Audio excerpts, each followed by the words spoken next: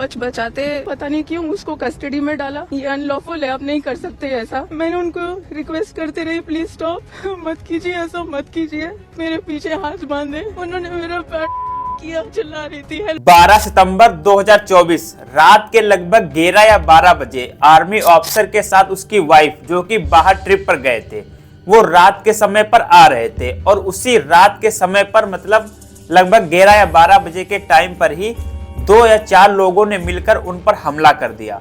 हमला इतना खतरनाक था कि दोनों लोगों की जान जाते जाते बची, लेकिन वो दोनों लोग गाड़ी में थे तो जैसे तैसे करके वो वहां से बच निकले और पास के ही पुलिस स्टेशन में जा पहुंचे। वहां पर रात के समय पर एक महिला कांस्टेबल थी जो कि रिसेप्शन पर बैठी हुई थी।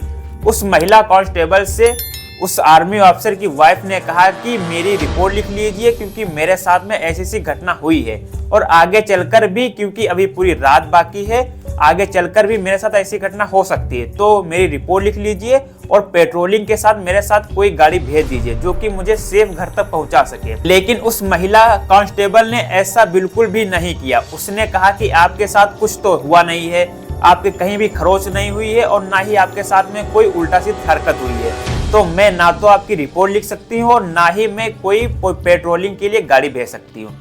जब दोस्तों ये बात आगे चलती रही, दोनों के बीच में ज्यादा बहस होती रही, तब दोस्तों वहां पर 2 मेल सिपाही आते हैं और उस आर्मी ऑफिसर को पहले तो अरेस्ट कर लेते हैं। जब उस आर्मी ऑफिसर को अरेस्ट कर लेते हैं तब उसकी वाइफ ने और ज्यादा हंगामा करना स्टार्ट कर दिया, क्योंकि सबसे पहले बड़ी बात तो ये कि उसकी शिकायत नहीं दर्ज की गई। उसके बाद में दोस्तों उसके हस्बैंड को भी उन्होंने अरेस्ट कर लिया। जब ये कहा कि आपने ऐसा क्यों किया, मैं तो आपके पास सिर्फ शिकायत लेकर आई थी, तब दोस्तों उस महिला कांस्टेबल ने उसको मारा। पहले तो उसको मारा, जब उस पर मारने लगे तब दोस्तों उसने अपने बचाव में भी 1-2 हाथ छोड़ दिए, लेकिन उसके बाद में दौड़ते 2-3 और महिला कांस्टेबल आ गई। सबसे पहले तो उन महिला कांस्टेबल ने उस महिला का हाथ बांध दिए, पैर बांध दिए और उसको जेल में उसको भी डाल दिया। अब दोनों लोग जेल में थे।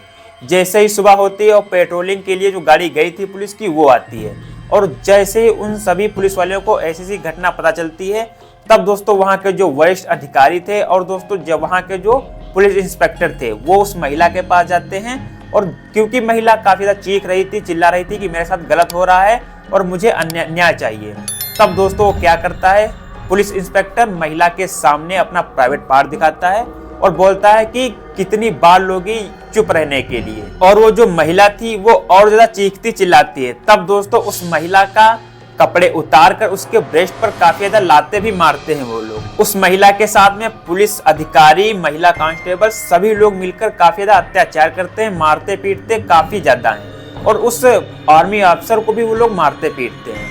धीरे धीरे ये खबर आगे बढ़ी और दोस्तों 17 सितंबर को सेना के उच्च अधिकारियों तक ये खबर जा पहुंची। उन उच्च अधिकारियों ने उड़ीसा पुलिस के ऊपर दबाव डाला। दबाव पड़ने के बाद में धीरे धीरे ये जो केस था, ये केस कोर्ट में जा पहुंचा और दोस्तों जब ये केस कोर्ट में जा पहुंचा तब वहां के जो जज थे उन्होंने एक जांच बैठाई और उस जांच में पता चला कि जो वो आर्मी वाला था और उसकी वाइफ थी वो पूरी तरह से दोस्तों निर्दोष थी और जो पुलिस कर्मचारी थे वो पूरी तरह से दोषी थे।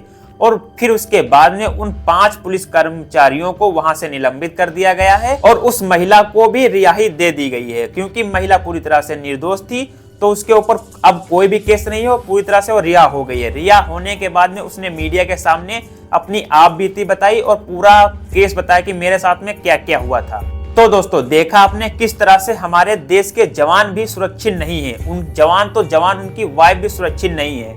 दोस्तों जब ये लोग सुरक्षित नहीं है तो आम जनता कितना सुरक्षित होगी, आम जनता कितना आपको सुरक्षित मान सके, क्योंकि उस आर्मी ऑफिसर की वाइफ ने बस इतना ही कहा था कि मेरे साथ में कोई पेट्रोलिंग के लिए गाड़ी भेज दीजिए जिससे मैं सुरक्षित घर जा पहुंचूं। अगर आप मानिए कि यहाँ पर कोई आम इंसान होता तब तो उसकी बात भी नहीं सुनी जाती, डायरेक्ट उसको उसके साथ में मारपीट स्टार्ट कर दी जाती। तो दोस्तों ये सोचने लायक बात है कि क्या हमारे देश में आर्मी ऑफिसर की वाइफ या फिर आम लोग सुरक्षित हैं। और इस केस को लेकर काफी ज्यादा प्रोटेस्ट भी किया गया था रोडों पर आकर, जो कि वरिष्ठ अधिकारियों और वरिष्ठ जो कि रिटायर हो चुके थे आर्मी अफसर, उन लोगों ने किया था पुलिस के खिलाफ। तो दोस्तों आपका क्या मानना, हमें कमेंट सेक्शन में जरूर बताना। वीडियो को यहाँ तक देख लिया है तो वीडियो को लाइक और चैनल को सब्सक्राइब जरूर कर दें, क्योंकि मैं आपके साथ ऐसे ही अनहोनी जो हुई अपने देश में वो आपके साथ शेयर करता रहता हूँ और आपको अवेयर करता रहूंगा। Thank you for watching. जय हिंद।